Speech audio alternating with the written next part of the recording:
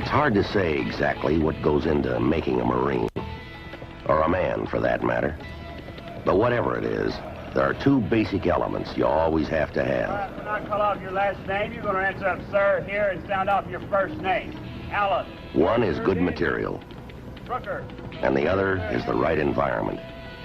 Here, sir, Gary. If the Marine Corps has come to be known for the caliber of men it turns out, it's largely because of the value the Corps places on both of these requirements. It may not look like it, but the Corps is very careful in selecting its recruits. And when it comes to training them, well, you can judge for yourself. For all Marine recruits, processing begins right here. You're now at Marine Corps Recruit Depot, San Diego, California. You're about to start your first day of processing. There are 5 days involved in processing. These 5 days do not count as part of your training. From now on, the first word out of your mouth is going to be sir, unless you are asked a simple question that can be answered with a yes or a no, and then you will answer yes, sir, or no, sir. While you are here, we will expect you to act as a man. You will be treated as a man. From now on, you will do things to the best of your ability, and you will move as fast as possible. Almost as much a trademark of the Marines as the way they carry themselves and walk is their distinctive hairstyle. It takes some time for recruits to develop the other characteristics, but they can get the haircut in just a few minutes, which is just one of the many practical advantages of this kind of haircut. The haircutting begins the processing, and in a way, it's rather fitting because it graphically marks the kind of radical transformation the recruits can expect in other areas.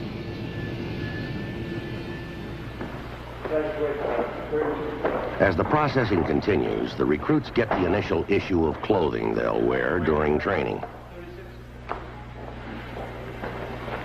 10.5. The first scrub down in the Corps is the first of countless showers and wash-ups of all kinds they'll undergo in the Marines. The Corps has always been zealous about cleanliness Turn around, put your heels against the bed. and upholding the military tradition of neatness and bearing, no matter what you're wearing. Do your trousers. Turn around. Go down and exchange your trousers for 34, 36. The Corps is also very demanding about physical condition, and so examinations are an important part of the initial processing. All of these men were carefully examined before they were accepted as Marine recruits, but the Corps just wants to be sure there's nothing wrong with them now. Those that need glasses will get them. Number 7 is missing. Number 14, snake eyes. If any bad teeth are found, they'll be taken care of while the recruit undergoes training. 31 and OF. Was that 30 occlusal? Yes, number 30 occlusal. Okay, Father. I'll be here in the classroom all the rest of the morning to give you assistance on any question that you may have. Yes, sir. The Corps also wants to know just what its recruits are capable of, and so they're given a series of tests.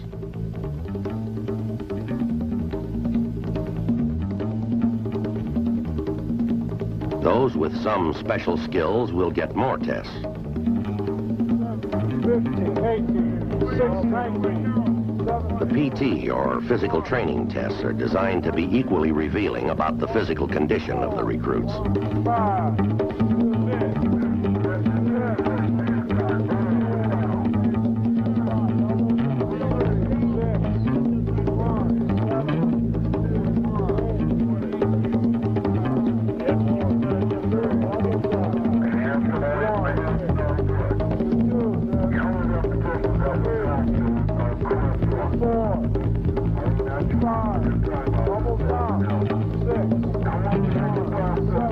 Those that require it will get extra training and attention to ensure they meet the requirements set for all recruits.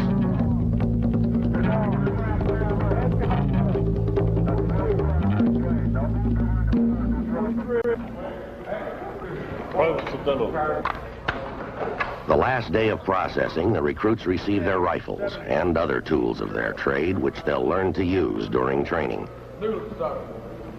59, 27. Right.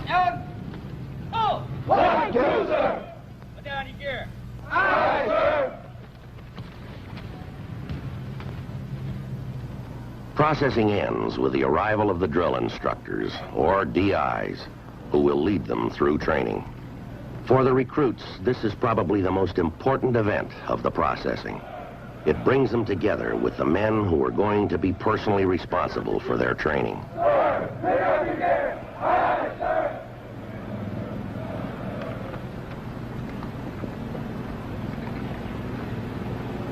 Face to the left! Sir! Face to the left! Aye, sir!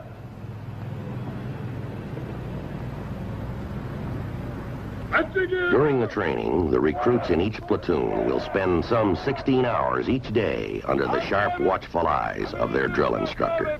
Commander Staff Sergeant Holmberg.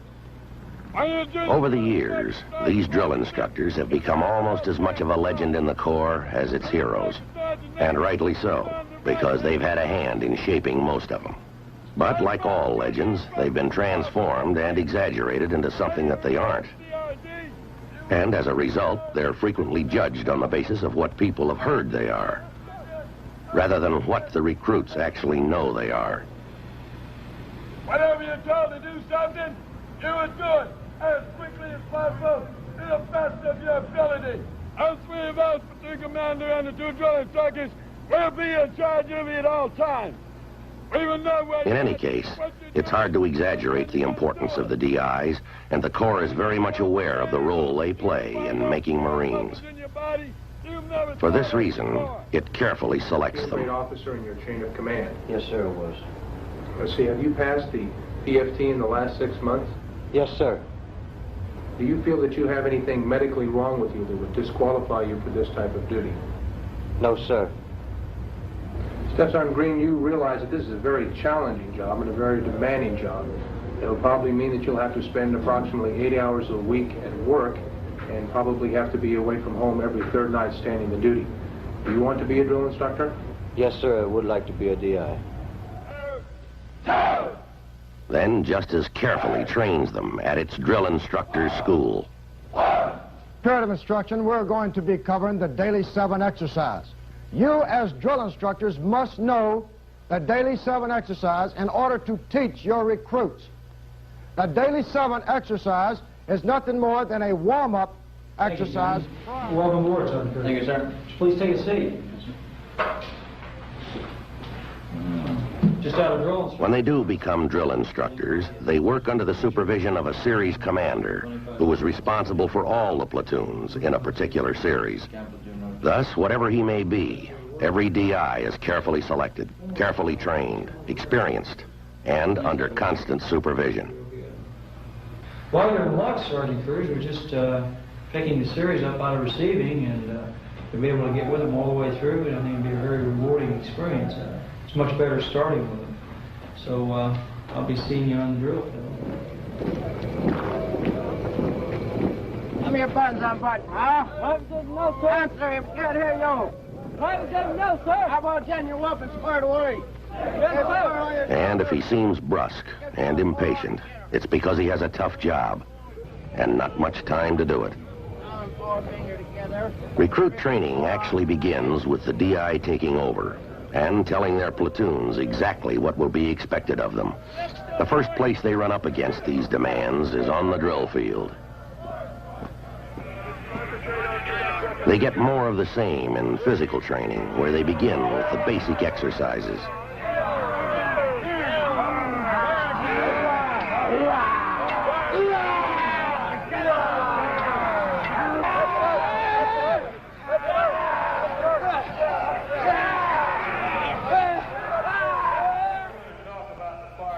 And it continues in their classes. This part here, located in gray in color, is known as the trigger housing.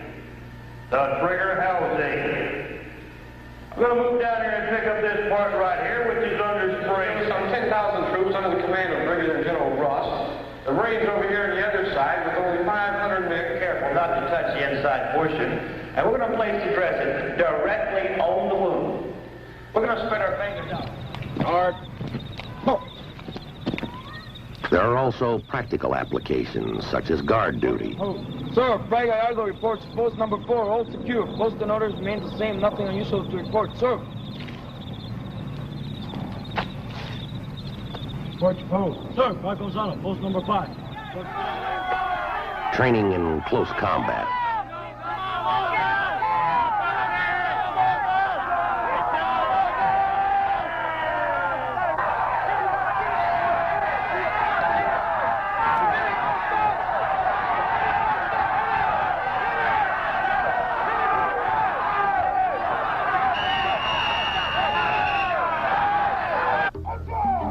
Also hand-to-hand combat.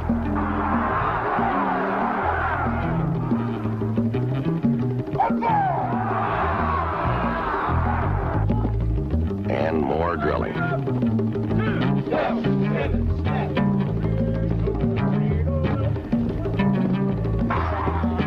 Everybody's constantly tired and aching these first days of training. Still, the exercises get progressively harder.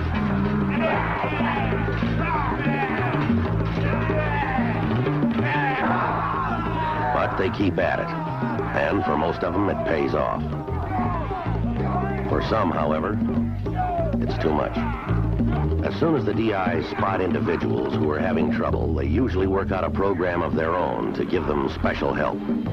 However, when a private's inability to progress hinders progress of the platoon and other recruits, he is assigned to the special training branch. Now, that's just a small part of the contract that each and every one of you people signed when you come in the Marine Corps. Now, that's part of the reason why you're here in motivation. Here, the recruits work and live with others who have the same problems, and special programs are set up to help them meet the training requirements. Some may require additional motivation. But you will get paid once. Others need help in physical conditioning. 2, sir. 1, sir. 2, sir. 1, sir. 2, sir. 1, sir. 2, sir. Hands over. Aye, sir. Some have medical problems which keep them from participating in the activities of a normal training platoon. For those who find it difficult to obey the rules, there's correctional custody.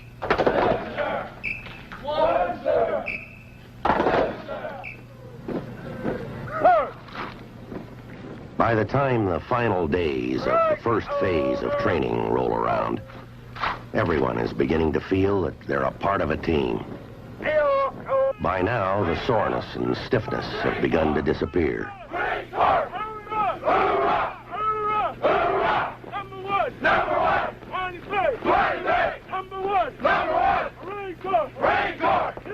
So have confusion and uncertainty. Private Griffin reporting back from sick bay as ordered, sir. All right, get your gear off and get with the rest of the series.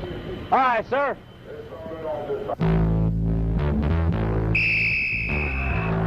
Most recruits manage to find the strength and energy for sports and for competition with the other recruits in training.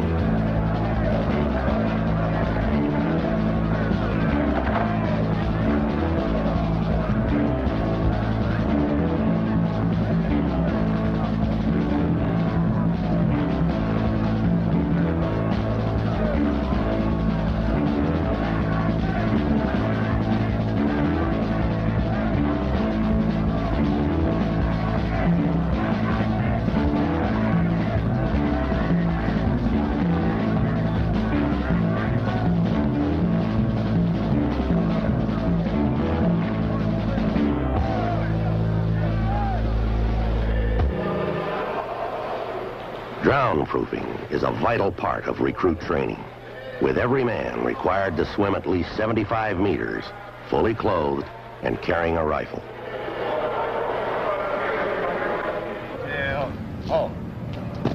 By the time they've completed the first phase of training, the recruits are considered ready to be introduced to another old tradition of military life: mess and maintenance duty.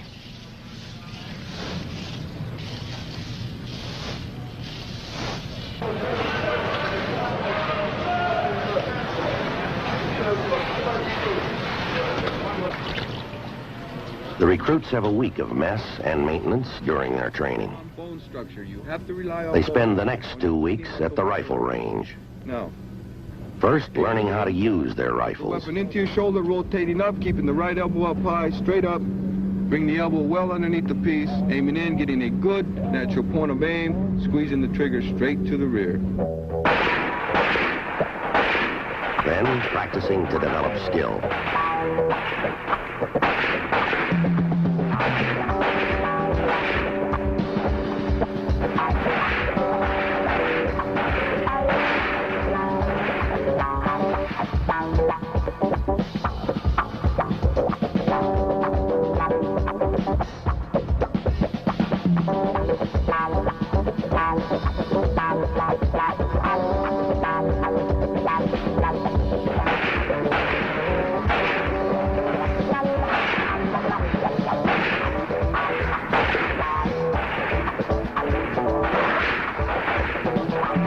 This is one of many opportunities the recruits will have to qualify with their rifle.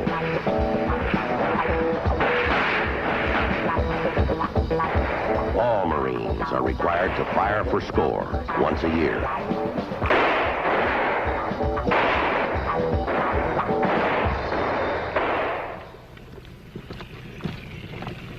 Also included in second phase is an introduction to combat training.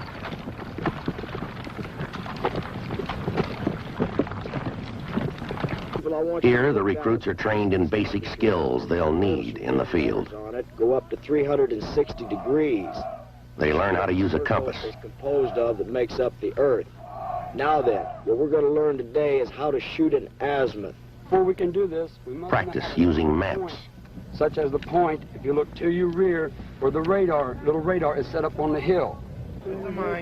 Here, they have a chance to actually work with mines and demolition charges.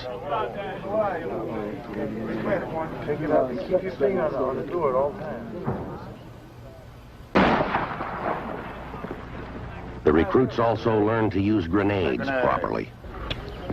Prepare to throw. Throw grenade. On the way!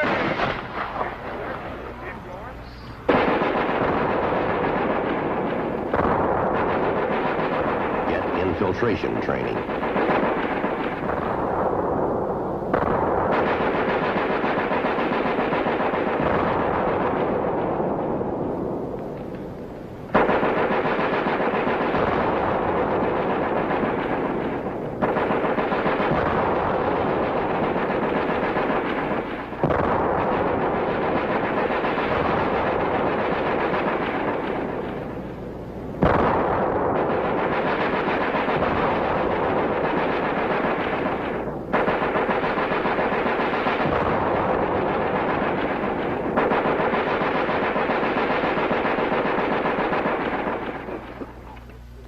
Combat training introduces the recruits to the kind of food and living conditions they'll encounter in the field.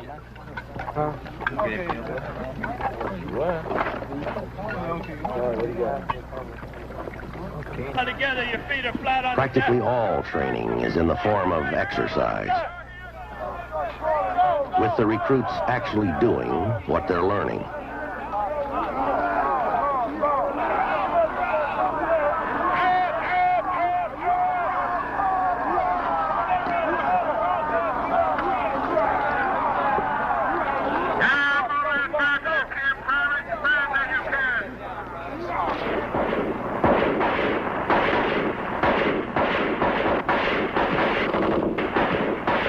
Many of the training activities take place at night.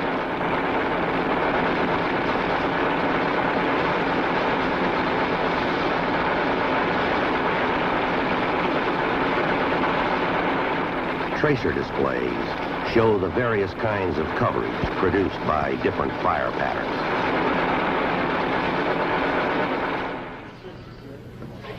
The men return to the recruit depot for the third and final phase of their training. This is a spit and polish period, and everyone is very much aware that there are only a few weeks of training left. With the recruits expectantly looking forward to the end of their arduous and demanding schedule. and the drill instructor struggling to smooth out the rough edges in time for graduation.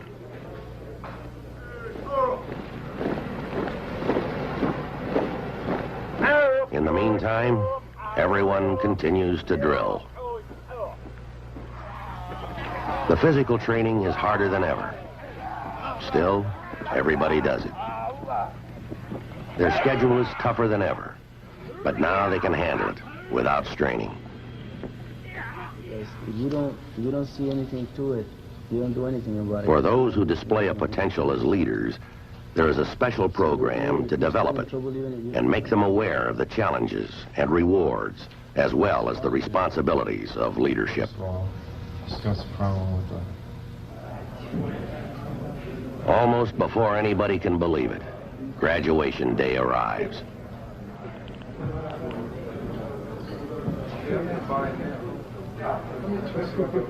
As far as the recruits are concerned, there are really no special preparations.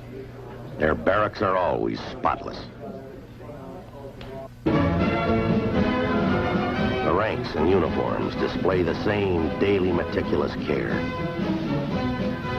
What family and friends of the recruits see here today is no special show, but actually the same conditions they could see any day.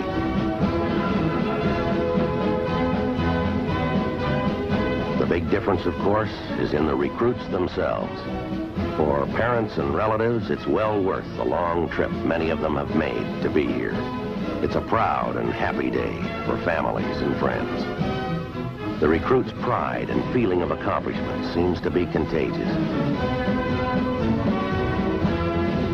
Even the seasoned-old mentors who have gone through this many times before feel it. And some of those tough, stone-faced characters will even sheepishly admit that they feel a great sense of loss every time graduation day comes around. It's an especially proud day for the recruits who receive awards. And there are many, ranging from the most outstanding recruit to those who have excelled in the different areas of training. But whether or not they received a special award, all the recruits have a feeling of achievement. They've earned the right to be called Marines.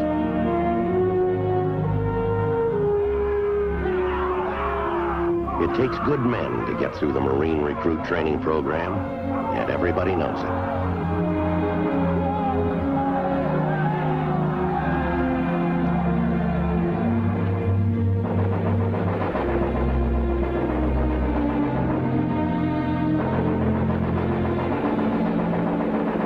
Two facts you can't get away from.